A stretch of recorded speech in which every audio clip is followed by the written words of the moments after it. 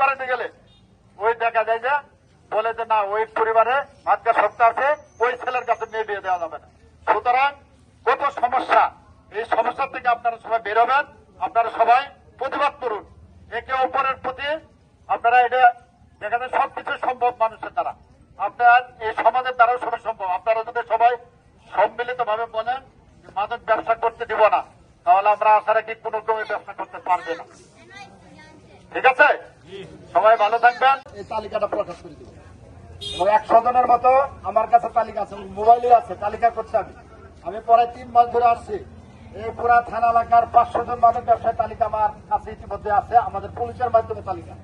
এখন আমি এলাকার যে জনসাধারণ রয়েছে, যারা সমাজের উচ্চ শিক্ষিত লোক বা সমাজ সেবক, মিডিয়ার লোকজন, তাদের মাধ্যমে কিন্তু আমরা তালিকা সংগ্রহ করতেছি। এই তালিকার সাথে আমাদের যে পুলিশের তালিকা আছে সেটা আমরা মিলাবো।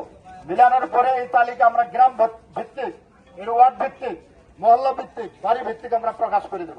তখন দেখা যায় যে এই যে যারা ভাড়া আছেন, বাড়ির মালিকরা যারা ভাড়া দিচ্ছেন, মালিক সহ যারা ব্যবসায়ী বা যারা ব্যবসা করেন, সেবন করেন, তারা সহ একটা বিদ্যুতের সম্মুখীন হবে। সুতরাং এই তালিকাটা প্রকাশ করার পূর্বেই যদি আপনারা মনে করেন যে এই ব্যাপার আগে ব্যবসা করছেন, এখন ভালো হয়ে যাবেন, সেই ক্ষেত্রে থানায় আসেন। এলাকার যারা গণ্যমান্য ব্যক্তিবর্গ আছে তাদের কাছে সারেন্ডার করেন, থানায় আসেন। আসার পর লিখিত দিয়ে যান যে আমি ইতিপূর্বে ব্যবসা বাণিজ্য করেছি মাদকের ব্যবসা, আর আজকে থেকে ব্যবসা করবো না। এই সুযোগ আপনাকে আমরা দিব। আপনারা হয়তো মনে করবেন আগে বিক্রি করেছিলাম 1 মাস আগে, পুলিশ এসে বারবার হয়রানি করে, এর সাথে হয়রানি হওয়ার সাথে বিক্রি করতেই থাকি, সেটাই ভাববেন না। আপনারা যারা ভালো হয়ে যেতে চান বা ভালো হয়েছেন, থানায় আসেন। আমি ওসি হিসেবে বললাম, এটা আমরা একটা তালিকা করে আপনাদের কাছ থেকে স্বাক্ষর রেখে দেবো।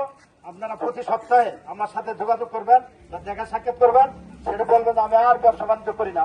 আপনাদেরকে সুরক্ষা দেওয়ার দায়িত্ব আমার। অনেকে বলে যে এই ব্যাপার আগে ব্যবসা করছি, অযথা আমাদেরকে হয়রানি করে, এটি সূত্র ধরে আমরা ভালো হলেও আমাদেরকে হয়রানি করতে থাকি।